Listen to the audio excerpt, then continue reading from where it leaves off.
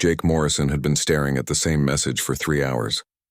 He sat in his captain's chair on the bridge of the starship Horizon, reading the words over and over again, trying to make sense of them. The message was polite, formal, and absolutely baffling. The Valdren would not visit Earth, they would not explain why. They simply refused. Jake rubbed his tired eyes and looked around the bridge. His crew was busy with their usual tasks, checking systems, monitoring space traffic, and keeping the ship running smoothly. They had been in deep space for almost 4 years now, and Jake was proud of how well his team had adapted to life among the stars. Sophie Barnes walked over to him holding a datapad. She was his second in command. A sharp woman with dark hair and eyes that missed nothing. She had been with him since the beginning of this mission, back when humanity had just built its first real starship capable of traveling to other worlds. "Still thinking about the Valdren?" Sophie asked, settling into the seat next to him. Jake nodded. "I don't understand it. Every other species in the Galactic Council has been eager to visit Earth. The Zenthari sent 3 delegations last month. The Koran are building a cultural exchange center in Brazil. Even the Morphids, who barely like leaving their ocean worlds, are planning a trip. But the Valdren just say no." Sophie glanced at the message on his screen. "Maybe they're just busy. They're the oldest species in the galaxy. They probably have a lot going on. That's what makes it strange," Jake said. "The Valdren go everywhere. They have embassies on over 200 worlds. Their explorer ships are famous. They've been to places that most species don't even know exist. But Earth, our little blue planet, they won't even consider it." The Galactic Council had welcomed humanity 3 months ago. It had been the greatest moment in human history, the day when Earth stopped being alone in the universe. The Council was made up of 47 different species, each one unique, each one fascinating. Some were humanoid like the Valdren. Others were completely alien, beings of energy or silicon or living crystal. Humanity had been invited to join because they had finally developed faster-than-light travel on their own. That was the rule, apparently. A species had to reach the stars by themselves before the Council would make contact. It was a way of making sure that civilizations were ready for the bigger universe. Jake had been chosen to lead the first official human mission to Council space. The Horizon had visited 12 different worlds so far, and everywhere they went, people were curious about humans. They wanted to know about Earth, about human culture, about what made humanity special. But the Valdren were different. When Ambassador Lisa Chen had formally invited them to Earth, their response had been immediate. They declined. They offered no reason, no excuse, no explanation. Just a simple, polite refusal. "I'm going to Valdros Prime," Jake said suddenly. Sophie looked at him in surprise. "You're what?" "I'm taking the Horizon to their homeworld. If they won't come to us, we'll go to them. We need to know why they're avoiding Earth." "Jake, we don't have authorization for that. The Council might not like us just showing up at the Valdren homeworld without an invitation." "Then I'll get an invitation," Jake said, already typing a message. "I'll be respectful. I'll be polite. But I'm not letting this go." He sent the request directly to the Valdren Council of Elders. The response came back in less than an hour, which surprised him. The Valdren agreed to meet with him. They would allow the Horizon to visit Valdros Prime. Nathan Cole, the ship's chief science officer, was excited when he heard the news. Nathan was an older man, close to 70, with white hair and a mind that never stopped working. He had spent the last few weeks researching everything he could find about the Valdren. "This is incredible," Nathan said, pulling up files on the main screen. "Do you know how old the Valdren are?" "Their civilization has existed for over 12 million years. They were building starships when life on Earth was still mostly bacteria." Jake whistled. 12 million years. He could barely wrap his mind around that kind of time span. Human civilization was only about 10,000 years old, and humans as a species had only existed for a few 100,000 years. "They've seen everything," Nathan continued. "They've watched countless civilizations rise and fall. They keep records of nearly every sentient species that has ever existed in this part of the galaxy. If anyone knows the secrets of the universe, it's the Valdren. Then why won't they visit Earth?" Jake asked. Nathan shrugged. "That's what we need to find out." The journey to Valdros Prime would take 6 weeks through hyperspace. Jake spent that time preparing. He studied Valdren culture, learned their customs, and tried to understand their history. The more he learned, the more confused he became. The Valdren were known as the friendliest species in the galaxy. They were explorers, teachers, and record keepers. They helped young civilizations learn about the universe. They shared knowledge freely. They believed that all sentient life was valuable and deserved respect. So why did they refuse to visit Earth? Ryan Foster, the communications officer, suggested that maybe the Valdrin had visited Earth in the past and had a bad experience. Maybe they ran into some humans who weren't very friendly, Ryan said. You know how we can be. But that doesn't make sense, Sophie argued. If they had visited Earth in the past, we would have records of it. Someone would have seen their ships. There would be stories, legends, something. Unless they visited a really long time ago, Nathan said thoughtfully, before humans kept written records. Jake considered that possibility. The Valdrin had been traveling the stars for millions of years. They could have visited Earth at any point in its history. Maybe they had come during the Ice Age or when dinosaurs still walked the planet or even earlier. But even if they had visited Earth millions of years ago, why would that make them refuse to visit now? Humanity had changed. The world had changed. Whatever had happened in the distant past shouldn't matter anymore. The horizon dropped out of hyperspace at the edge of Valdrin space exactly 6 weeks after leaving Council territory. Jake stood on the bridge looking at the view screen and felt his breath catch in his throat. Valdros Prime was beautiful. The star system was filled with orbital structures, each one a masterpiece of engineering. Massive habitats circled the planet like a ring of pearls. Energy collectors formed geometric patterns in space, harvesting power from the sun itself. Captain, Ryan said, we're being hailed by a Valdrin guide ship. Put them on screen, Jake ordered. A Valdrin appeared on the view screen. They were tall and graceful, with skin that seemed to shimmer with different colors. Their eyes were large and kind, and when they spoke, their voice was musical. Welcome to Valdros Prime, Captain Morrison, the Valdrin said. We are honored by your visit. I am Coordinator Shen. I will guide you to the landing site. A ship appeared next to the horizon, sleek and elegant. Its hull seemed to be made of something that was not quite solid, shifting between metal and light. Jake followed the guide ship down toward the planet. As they descended through the atmosphere, he saw cities that looked like they had been grown rather than built. Towers of crystal rose from forests of silver trees. Oceans glowed with blue light. The horizon landed at a large structure that Nathan identified as the Hall of Records.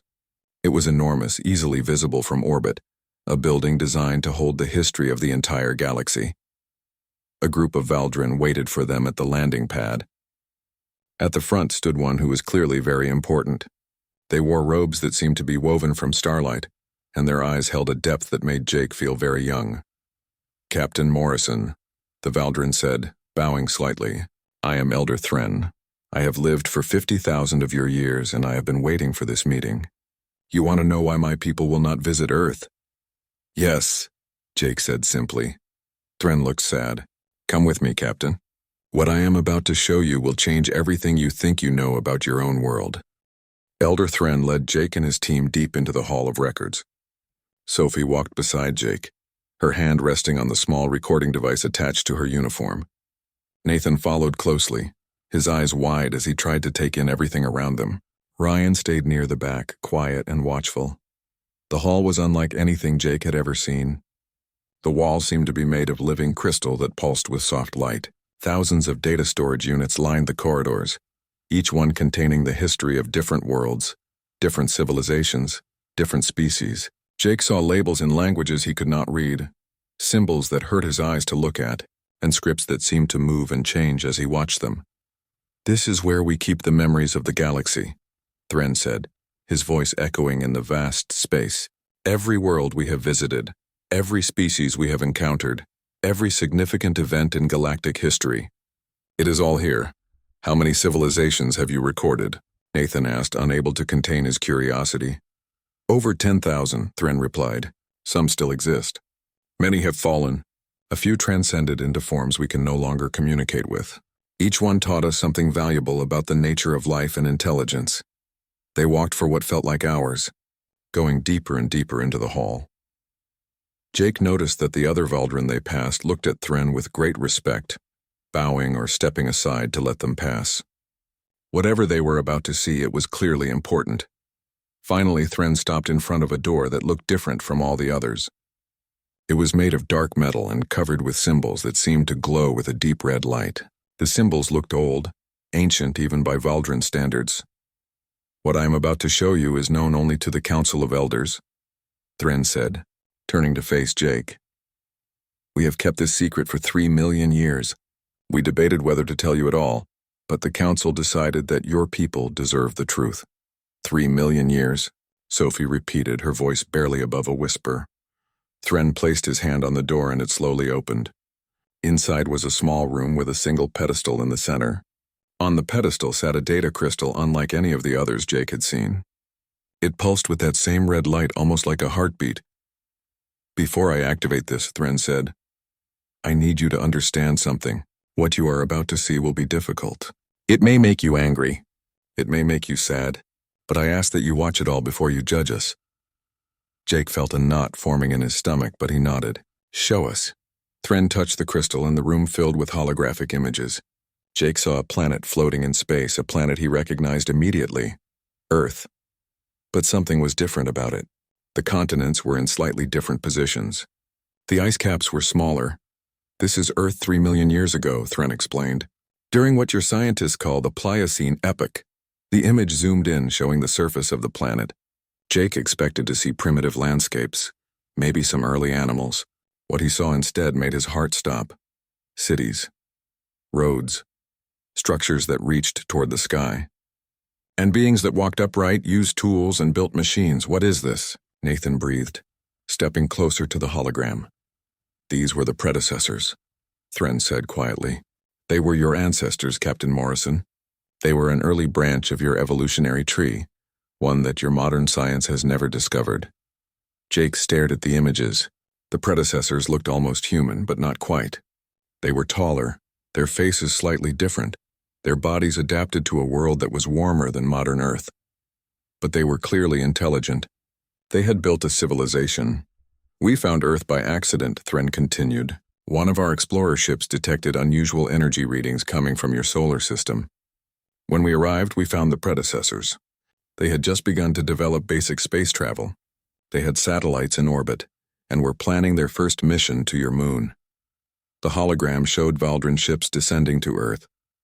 Jake watched as the predecessors greeted them with joy and wonder. He saw meetings between the two species, saw the predecessors touching Valdrin technology with careful hands, saw the beginning of what looked like a beautiful friendship. "They were so eager to learn," Thren said, and Jake could hear the pain in his voice. "They wanted to know everything about the universe. They asked us 10,000 questions. They wanted to understand faster than light travel, advanced energy systems, genetic engineering, artificial intelligence. They wanted it all.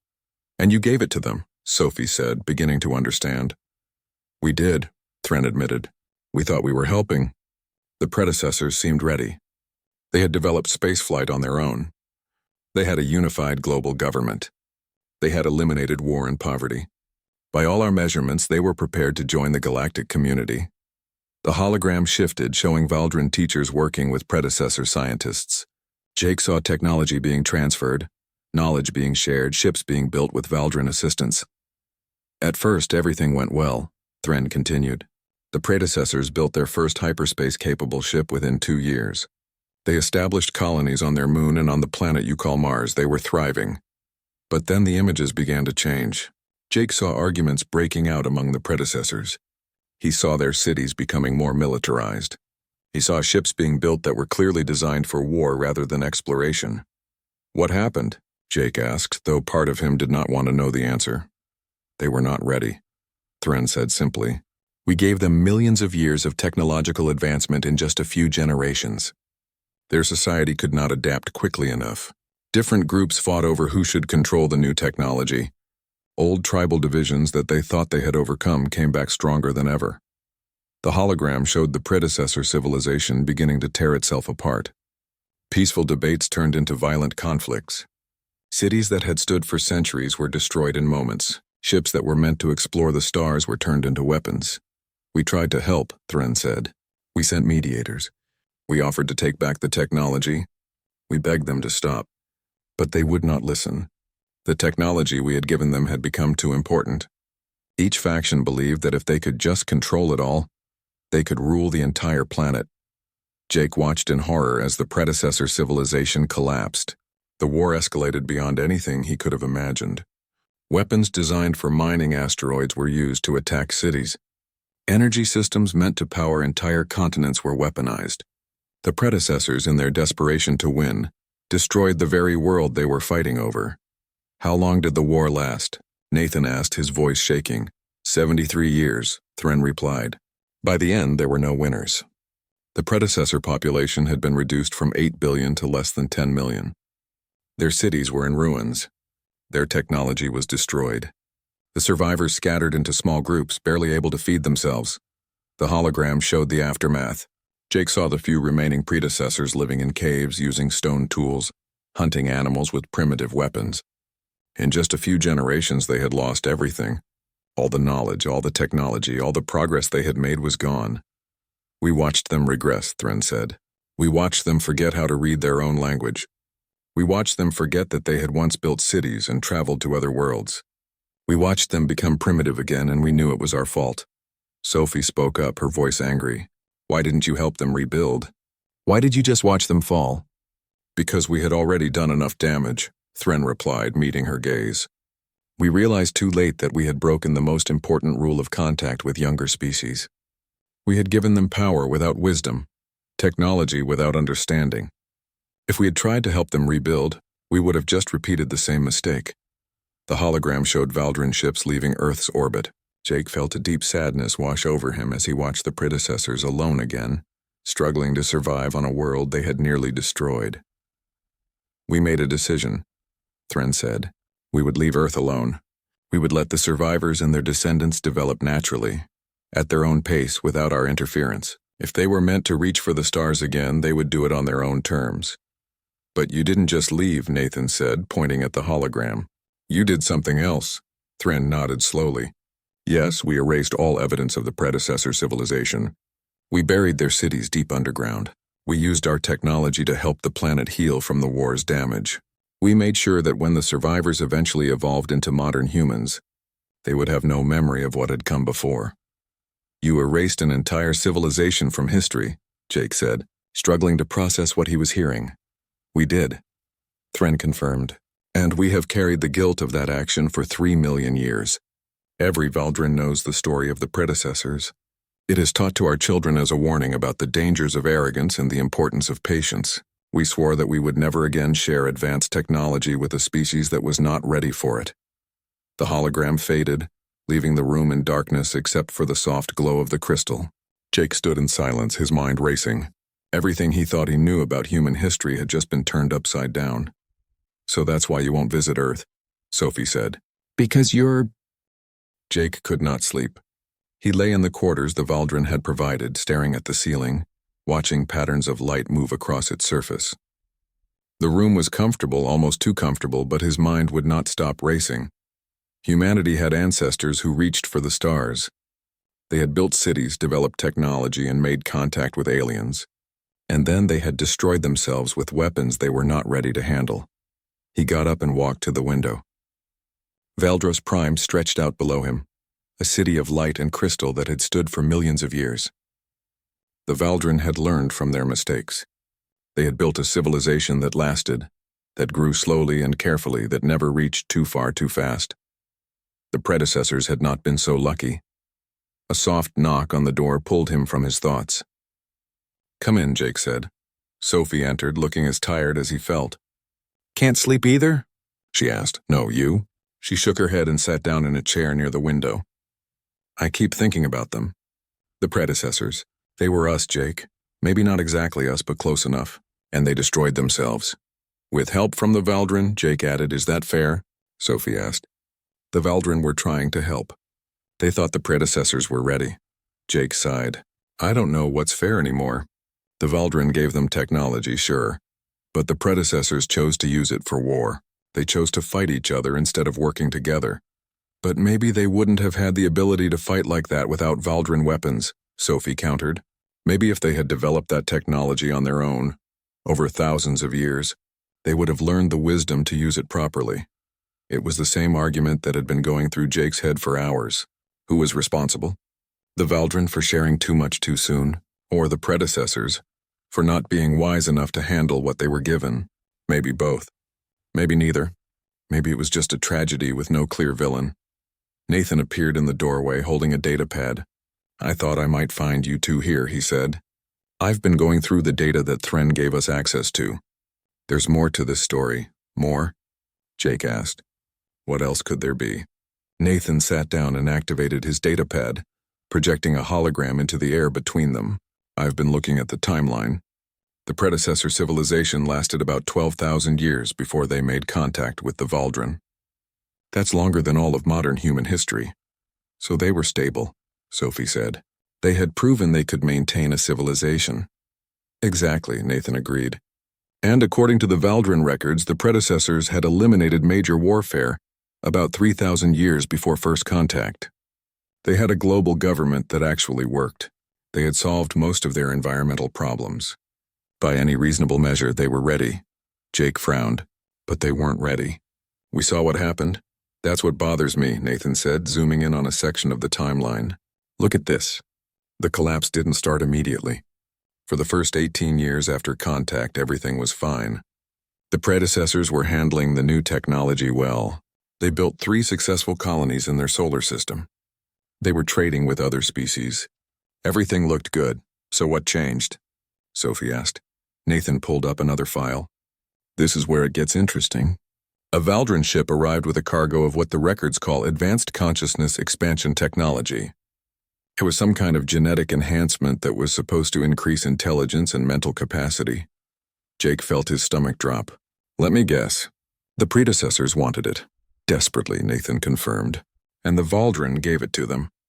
Within 3 years, the first factions started forming.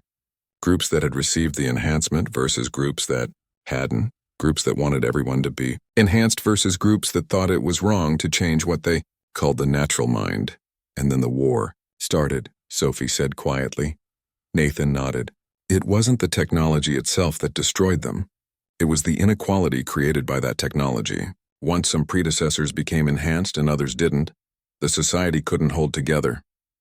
Jake stood up and walked to the window again. Did Thren tell us about this? It was in the files he gave us access to, Nathan said. He didn't hide it, but he focused on the overall story rather than the specific trigger. Because he knows that specific trigger makes the Valdren look worse, Sophie said. They didn't just give the predecessors tools. They gave them something that divided their society at its core. Jake thought about that for a long moment. The Valdren had made a mistake, maybe several mistakes. But did that mean they were wrong to feel guilty? Did it mean they were right to avoid Earth? We need to talk to Thren again, Jake said. Tomorrow. I have questions. The next morning, Elder Thren met them in a garden at the center of the Hall of Records.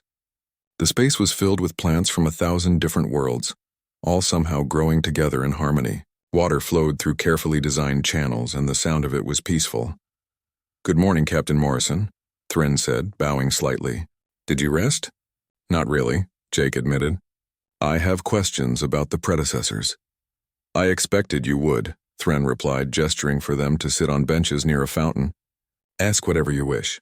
Why did you give them genetic enhancements? Jake asked directly. You said you gave them technology, but you didn't mention that you gave them something that changed their biology. Thren was quiet for a moment, his large eyes reflecting the light from the fountain. You have been doing your research. Yes, we offered genetic enhancements to the predecessors. It was a standard part of our cultural exchange program at that time. We had used those enhancements ourselves for millions of years. They were safe, proven, and beneficial. But they tore the predecessor society apart, Sophie said. They did, Thren agreed, and we did not anticipate that reaction. In Valdren society, when we developed such enhancements, everyone had access to them. There was no inequality, no division, but the predecessors implemented them differently. Some groups claimed the enhancements for themselves and refused to share. Others rejected the enhancements entirely on philosophical grounds. Didn't you try to stop the division? Nathan asked. We did, Thren said. We offered to provide the enhancements to all predecessors free of charge. But by then the damage was done. The groups that had claimed the enhancements first saw themselves as superior. They did not want to share what they saw as their advantage. And the groups that rejected the enhancements saw the others as no longer truly predecessor, as something changed and wrong.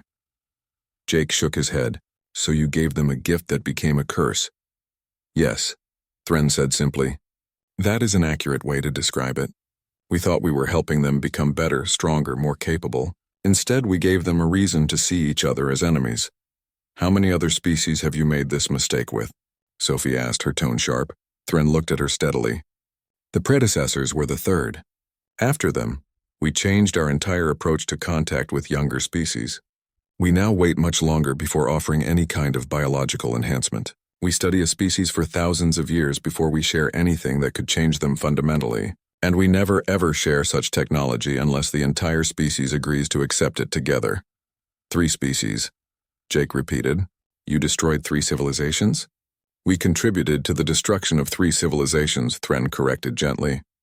We did not pull the triggers or launch the weapons. We did not tell them to fight. But yes, our actions helped create the conditions that led to their fall. We own that responsibility. There was a long silence. Jake listened to the water flowing in the fountain and tried to imagine carrying the guilt of 3 destroyed civilizations for millions of years. What happened to the other 2 species? Nathan asked. One went extinct completely, Thren said.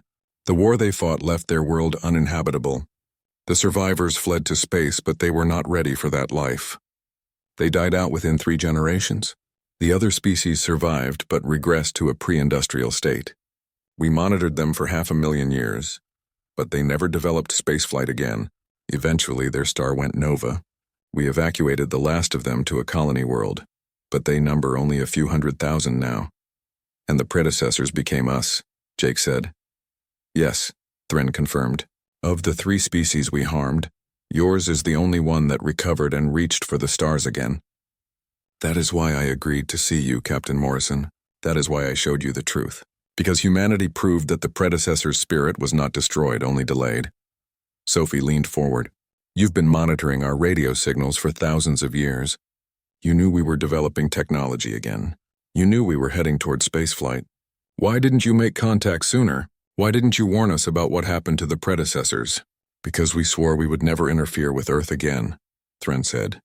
We decided that if humanity was going to reach the stars, it had to be on your own terms, at your own pace, with your own wisdom.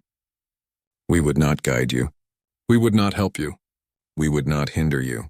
We would simply watch from afar and hope that you succeeded where the predecessors failed. And when we developed faster-than-light travel on our own, Jake said, the Council made contact. Not the Valdrin, Thren corrected. The rest of the Council made... Thren invited them to stay on Valdros Prime for a few more days. He wanted them to see more of the predecessor records, to understand the full scope of what had happened. Jake agreed, partly because he needed the information and partly because he was not ready to leave yet. The next morning, Thren took them to a different section of the Hall of Records. This area was deeper underground, cooler and quieter than the rest of the complex. The walls here were not crystal but smooth stone that seemed to absorb light rather than reflect it. This is the memorial section, Thren explained as they walked. We keep personal records here. Not just data about civilizations, but individual stories, the voices of people who lived and died long ago. He stopped in front of a door marked with predecessor symbols. We managed to save some of their cultural records before their civilization fell. Music, art, literature, personal journals. The predecessors were great storytellers. They believed that stories connected the past to the future. The room inside was smaller than Jake expected. It held several dozen data crystals, each one glowing softly with blue light. Thren picked one up carefully, almost reverently, and placed it on a reader. A hologram appeared showing a predecessor woman sitting in what looked like a garden. She was tall and elegant, with features that were almost but not quite human. Her eyes held intelligence and kindness. My name is Vera, the hologram said, speaking in a language that Jake did not understand, but the Valdrin system translated her words into English. I am recording this message for my children and for their children's children. I want them to know what this time in our history was like. Vera spoke about the arrival of the Valdrin, about the wonder and excitement that had swept through predecessor society. She talked about seeing the first alien ship descend from the sky, about touching technology that seemed like magic, about learning that her people were not alone in the universe. We thought we were ready for this, Vera said, and her voice was full of hope. We thought that meeting the Valdrin would be the beginning of our greatest age. And perhaps it still will be. My children will grow up in a world that knows the stars. They will have opportunities I could never have dreamed of. What an amazing time to be alive. The recording ended. Thren played several more, each one showing a different predecessor talking about their experiences with the Valdren. Some were excited, some were cautious, some were philosophical, but all of them were hopeful. These were recorded in the early years, Thren said, before the division started, before the war. He selected another crystal, this one glowing with a darker blue. This is from later. The hologram showed the same woman, Vera, but she looked different now. Older, yes, but also tired in a way that went beyond age. Her eyes held a sadness that made Jake's chest tight. I do not know if anyone will ever hear this, Vera said. The war has been going on for 30 years now. My daughter joined the enhanced faction. My son joined the naturalists. They will not speak to each other. They will not even acknowledge that they are family. She paused, wiping tears from her eyes. I do not understand how this happened. We were so full of hope. The Valdren gave us the stars and we used them to build better weapons. They gave us knowledge and we used it to hurt each other. This is not their fault. This is ours. We chose this. Every day we choose this. Vera looked directly at the camera as if she could see through time to whoever might watch this recording. If anyone in the future hears this, please learn from our mistakes. Technology is not wisdom. Power is not understanding. Having the ability to do something does not mean you should do it. We forgot that. And now we are paying the price. The recording ended. The room was silent. Sophie had tears on her face. Nathan looked down at the floor. Ryan stood very still, his jaw clenched. That was the last recording Vera made. Thren said quietly. She died 6 weeks later when her city was destroyed in a bombing. We estimate that she was about 90 years old. Jake took a deep breath, trying to steady himself. How many of these recordings do you have? Thousands, Thren replied. We saved what we could before the final collapse. Many predecessors wanted their stories preserved, even knowing that their civilization was ending. They hoped that someone someday would learn from what happened to them. Can we see more? Nathan asked. Thren nodded and began playing other recordings. They spent hours in that room, listening to the voices of the dead. They heard teachers talking about trying to keep schools open during the war. They heard doctors describing how they tried to heal people from both sides of the conflict. They heard parents worrying about their children, artists mourning the destruction of cultural treasures, and leaders begging for peace that never came. One recording stood out to Jake. It was from a predecessor, a man named Carl who had been a spacecraft engineer. I helped build the first predecessor ship capable of faster-than-light travel, Carl said, and his voice was filled with pride. It was the most beautiful thing I ever created. We called it the Dawn Runner because it was supposed to carry us to the dawn of a new age. Carl's expression darkened. That ship was destroyed 3 years ago. It was turned into a weapon and used to drop asteroids on a city. 2 million people died. The ship I built to explore the stars killed 2 million people. He was quiet for a moment, gathering his thoughts. I have been thinking about this a lot. The Valdren gave us the knowledge to build that ship, but they did not tell us to use it as a weapon. We made that choice. I made that choice when I agreed to modify the design for military use. I told myself it was necessary, that we needed to defend ourselves, that the other side was worse. But in the end, I built a weapon that killed millions. Carl looked old and broken. I am recording this because I want people to know that we knew better. We knew that war was wrong. We knew that we were destroying everything we had built. But we did it anyway because we were afraid and angry and too proud to back down. Do not make our mistakes. Do not let fear and pride guide you. Learn to talk to each other, to forgive each other, to find peace before it is too late. When the recording ended, Jake had to sit down. The weight of all these stories, all these lives, all these regrets was almost too much to bear. Why are you showing us this? Sophie asked Thren. Why are you making us watch these people suffer? Because you need to understand what was lost, Thren replied. The predecessors were not just statistics. They were not just a failed civilization. They were people, individuals with hopes and dreams and families. Every single one of them mattered, and every single one of them died or regressed because of choices we influenced. You're trying to make us understand why you won't visit Earth, Jake said. You're showing us the ghosts that haunt you. Yes, Thren admitted. But I am also showing you something else. I am showing you that the predecessors understood their own responsibility. They knew that the war was their choice. They knew that they could have chosen differently. Listen to their words, Captain Morrison. They are not blaming the Valdrin. They are begging their descendants to be wiser than they were. Nathan spoke up, his voice shaking slightly. How many predecessors survived the war? The global population at the war's peak was about 8 billion, Thren said. By the time the fighting finally stopped, there were fewer than 8 million survivors. Most of those died within the next century from disease, starvation, and the collapse of what little infrastructure remained. The population bottlenecked to perhaps a few 100,000 individuals. And those survivors eventually became modern humans, Jake said. Over millions of years, yes, Thren confirmed. The survivors split into small groups and scattered across the planet.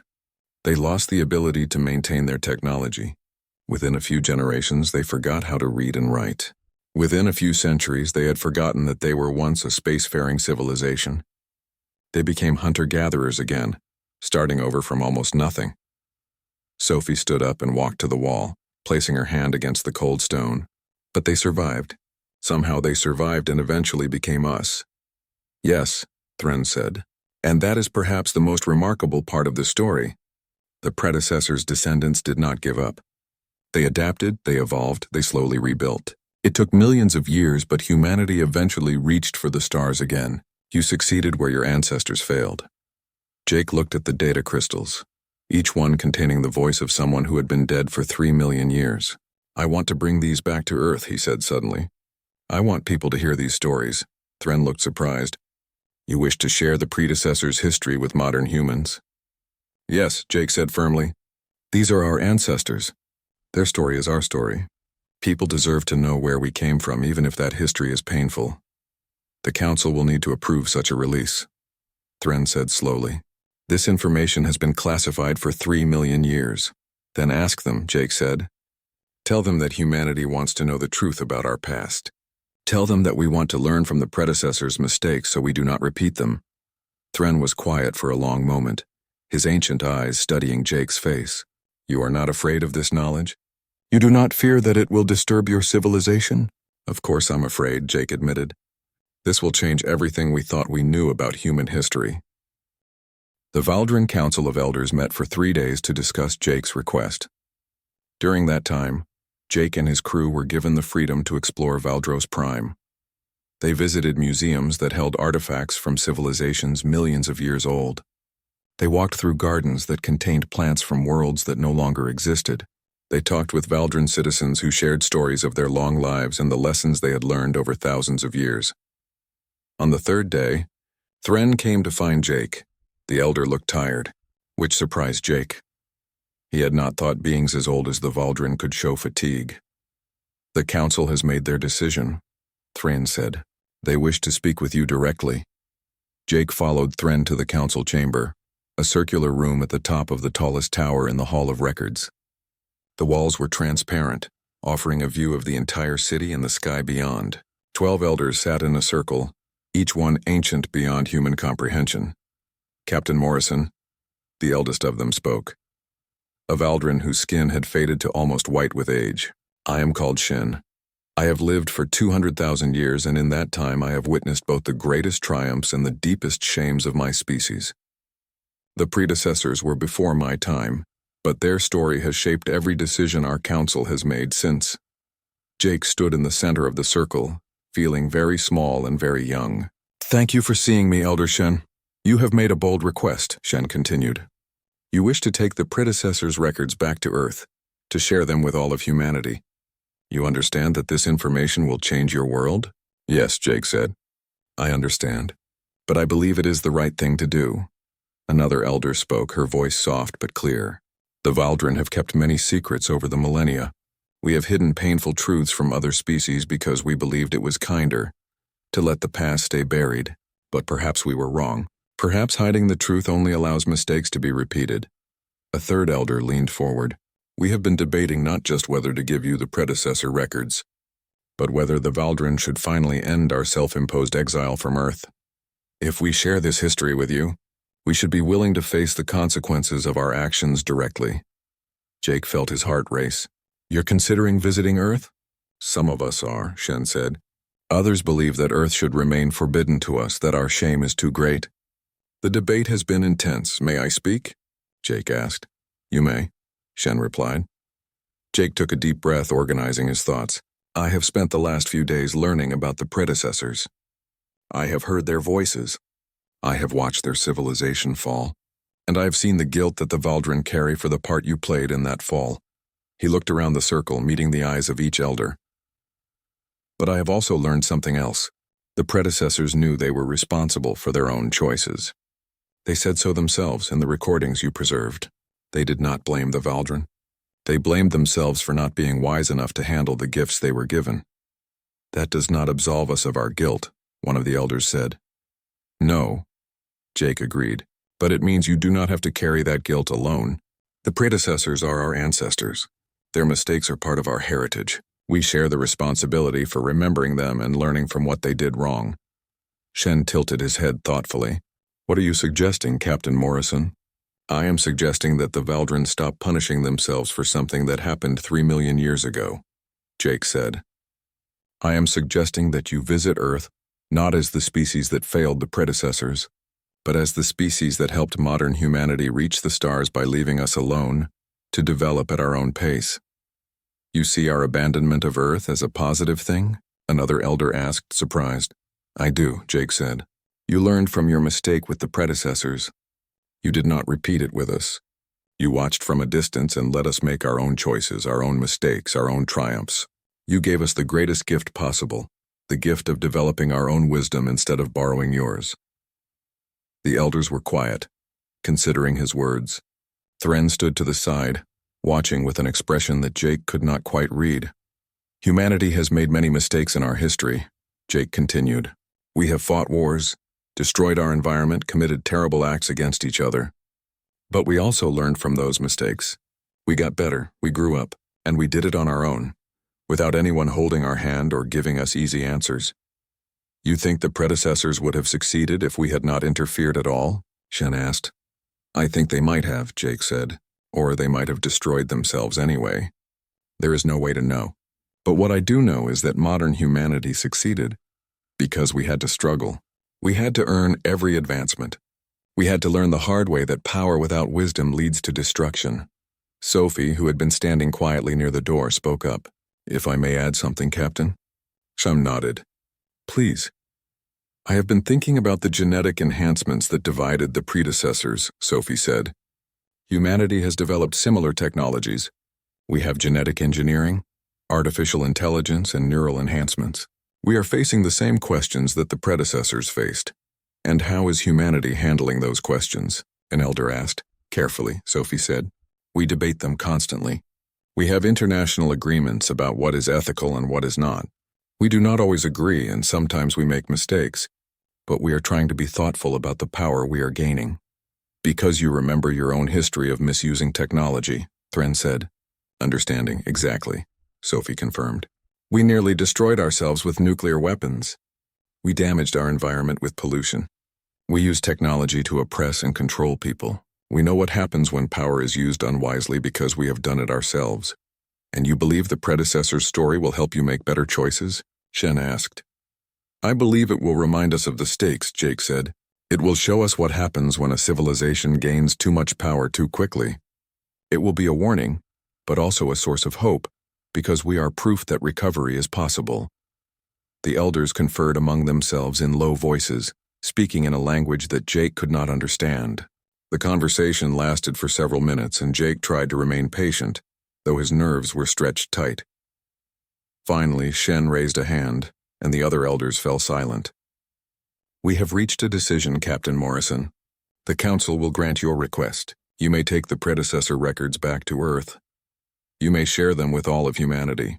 We will provide you with all the data we have collected, including the personal recordings, the historical records, and our own analysis of what went wrong. Jake felt relief wash over him. Thank you, Elder Shen. But there is more, Shen continued. The Council has also voted on the question of whether the Valdren should end our exile from Earth. The vote was close, but the majority has decided that it is time to face our past directly. Jake's eyes widened. You are going to visit Earth? Not all of us, Shen clarified. Many Valdren still feel that Earth is too painful to visit, but those who wish to go will be allowed to do so, And I have decided that I will lead the first delegation personally. When? Jake asked. 3 months from now, Shen said. That will give you time to return to Earth and share the predecessor records with your people. It will give humanity time to process this information and decide how you feel about meeting the species that played such a complicated role in your history. Some people will be angry, Jake warned. Some will blame the Valdrin for what happened to the predecessors. I expect they will, Shen said calmly. And they will have every right to their anger. We cannot undo the past, but we can face it honestly. That is all any of us can do. Thren stepped forward. I will not be joining the delegation, Captain Morrison. I am too old, and I have carried this guilt for too long. Facing Earth would be more than I could bear. But I want you to know that I am glad you came here. I am glad you forced us to confront what we have been hiding from. Thank you for trusting me with the truth, Jake said, bowing to the elder. Use it well, Thren replied. The predecessors trusted us with their final words. Now we are trusting you with them. Do not let them be forgotten. I won't, Jake promised. The council chamber slowly emptied as the elders departed, each one pausing to nod respectfully to Jake before they left. Soon only Shen remained. You are very young, Captain Morrison, Shen observed. How old are you in Earth years? 42, Jake said. Shen smiled faintly. A child by our standards. Yet you have wisdom beyond your years. You understand that healing requires facing pain, not running from it. That is a lesson that took the Valdrin millions of years to learn. I learned it from the predecessors, Jake said, from their recordings. They faced their pain honestly, even knowing it would not save them. That took courage, yes, Shen agreed. It did. Perhaps that is the real legacy of the predecessors. Not their technology or their cities, but their courage to speak truth even in the darkest times. Jake looked out at the city of Valdros Prime, at the civilization that had endured for millions of years. When you come to Earth, what do you hope to find there? Shen was quiet for a moment, considering the question. Forgiveness, perhaps, or understanding, or maybe just acknowledgement that what happened to. The journey back to Earth felt longer than the journey to Valdros Prime, even though it took the same 6 weeks. Jake spent most of that time organizing the predecessor records, deciding how best to present this information to humanity. The data crystals from the Valdrin filled an entire cargo bay on the horizon, containing thousands of hours of recordings, millions of documents, and complete maps of the predecessor civilization at its height. Sophie helped him create a presentation for the United Earth Council, choosing which recordings to share first, which historical events to highlight, which warnings to emphasize. It was difficult work. Every recording they listened to was heartbreaking. Every document they read showed a civilization sliding toward disaster despite knowing better. Nathan spent his time analyzing the technical data, comparing predecessor technology to modern human technology. What he found was both encouraging and disturbing. We are following almost the exact same path they did, he told Jake one evening. The timeline is different, but the progression is identical. Agriculture, writing, mathematics, industrial revolution, computers, spaceflight. We are making the same discoveries in the same order. But we are being more careful with them, Jake said, hoping he was right. Are we? Nathan asked. Look at our debates about artificial intelligence. Look at how we argue about genetic engineering. Look at the conflicts over who gets access to advanced technology. We are having the same arguments the predecessors had. But we have not gone to war over them, Sophie pointed out. We argue, we debate. We sometimes make mistakes, but we have not destroyed ourselves. Not yet, Nathan said quietly. Those 2 words haunted Jake for the rest of the journey. Not yet. Humanity had survived this long, but there were no guarantees. The predecessors had survived for 12,000 years before encountering the Valdrin. Modern human civilization was only about 10,000 years old. They were still young, still learning, still vulnerable. When the horizon finally emerged from hyperspace near Earth, Jake felt a mixture of relief and anxiety. He was home, but he was bringing news that would shake his entire world. The United Earth Council met in Geneva, in a building that had stood for over 200 years. Representatives from every nation gathered to hear what Jake had discovered. The room was packed, every seat filled, every screen broadcasting to billions of people watching around the world. Jake stood at the podium, looking out at all those faces, and took a deep breath. 3 million years ago, he began, There was a human civilization on Earth. They built cities, developed advanced technology, and reached for the stars. Then they destroyed themselves in a war that nearly sterilized the planet. The few survivors regressed to a primitive state and eventually evolved into modern humanity. Everything you thought you knew about human history is incomplete. We are not the first. We are the second attempt. The room erupted. People shouted questions. Some demanded proof. Some accused him of lying. The chaos lasted for 10 minutes before the council president managed to restore order. Jake played the recordings. He showed Vera talking about her hopes for the future. He showed Carl explaining how his ship became a weapon. He showed dozens of predecessors warning their descendants not to make the same mistakes. By the time he finished, the room was silent. Many people were crying. "The Valdren kept this secret from us," said Ambassador Chen, her voice tight with anger. "They knew about our ancestors and said nothing. They stayed away from Earth because of their guilt," Jake explained. "They believed they had destroyed the predecessors by giving them technology they were not ready for. They swore they would never interfere with Earth again. And now they want to visit?" asked the representative from India. "Yes," Jake said.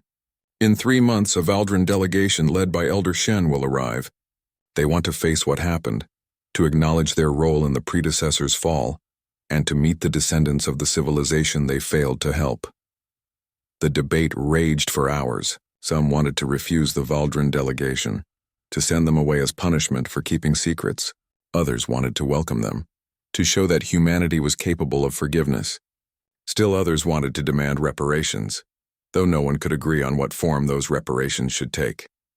Finally, President Gloria Martinez stood up. She was a calm woman in her 60s, someone who had led Earth through difficult times before. "We cannot change what happened to the predecessors," she said. "We cannot bring them back or undo the war that destroyed their civilization. What we can do is learn from their mistakes and honor their memory by being better than they were." "You want to forgive the Valdren?" someone shouted. "I want to understand what happened and make sure it never happens again," Martinez replied. "The Valdren made mistakes, yes, but the predecessors made the choice to go to war. Both species share responsibility, and we, as the descendants of the predecessors, have a responsibility to make sure their story is not forgotten." The vote was close, but in the end, the council agreed to welcome the Valdren delegation. They would come to Earth, they would see what humanity had become, and both species would try to heal the wounds of the past. Over the next 3 months, the world changed. The predecessor records were made public, and people across Earth spent hours watching the ancient recordings, reading the historical documents, learning about the civilization that had come before them. Schools began teaching predecessor history. Scientists started searching for archaeological evidence of their cities, even though the Valdren had buried it deep underground. Some people were angry. They organized protests demanding that the Valdren stay away from Earth. They argued that the aliens had no right to visit after what they had done. But most people were curious. They wanted to meet the Valdren. They wanted to understand what had really happened. They wanted to see if humanity could build a better relationship with the galaxy's oldest species than the predecessors had managed. Jake spent those months preparing for the Valdren arrival. He worked with President Martinez to plan the welcome ceremony. He coordinated with scientists who wanted to study Valdren technology. He gave interviews to journalists from every major news organization on Earth, and he thought about Thren, the ancient elder, who had finally shared the truth after 3 million years of guilt. Thren would not be coming to Earth, but Jake hoped that somehow the old Valdren would know that his decision to share the predecessor's story had made a difference. The day the Valdren ships arrived, Jake stood in a field outside Geneva with President Martinez, Ambassador Chen, and thousands of other people. Billions more watched on screens around the world. The sky above them shimmered, and 3 Valdren vessels descended gracefully through the atmosphere. The ships were beautiful, sleek and elegant, their hulls made of that strange material that seemed to shift between solid and light. They landed softly in the field, and a ramp extended from the largest vessel. Elder Shen appeared at the top of the ramp, flanked by 2 younger Valdren. The ancient being descended slowly, and Jake could see emotion on his face. Fear, perhaps, sadness, hope. Jake walked forward to meet him, extending his hand in the traditional human greeting. Shen looked at the offered hand for a moment, then grasped it firmly. "Welcome to Earth, Elder Shen. Jake said, his voice carrying across the field and to billions of viewers. Welcome home. Shen's eyes were bright with tears. Thank you, Captain Morrison. Thank you for giving us this chance. President Martinez stepped forward. Elder Shen, on behalf of all humanity, we welcome you and your people to Earth. We know the pain that this world represents for the Valdrin. We know the guilt you have carried for what happened to the predecessors, but we want you to know that we do not blame you. We are grateful for the lesson their story provides, and we are grateful that you chose to leave us alone to develop our own wisdom. Shen bowed deeply. Your words honor us, President Martinez. We came here expecting anger and rejection. To be met with understanding and forgiveness is more than we deserve. Perhaps, Martinez said with a small smile, but forgiveness is not about what people deserve. It is about choosing to move forward instead of staying trapped in the past. The ceremony continued with speeches and formal greetings, but Jake paid little attention to the formalities. He was watching Shen's face as the elder looked around at the gathered humans, at the city in the distance, at the sky and the land of the world the Valdrin had fled from millions of years ago. Later, Jake took Shen on a tour of Earth. They visited museums that displayed predecessor artifacts that human archaeologists had finally started to find. They walked through cities that showed how far humanity had come. They stood in the United Nations building and listened to representatives from every nation talk about their hopes for the future. You have built something remarkable, Shen said one evening as they watched the sunset over Lake Geneva. The predecessors would be proud of what their descendants have achieved. We learned from their mistakes, Jake said. We learned that power without wisdom leads to destruction. We learned that technology is a tool, not a solution. We learned that we have to grow slowly, carefully, earning each advancement through struggle and thought. Those are hard lessons, Shen observed. Yes, Jake agreed, but they are necessary ones. The predecessors paid for those lessons with their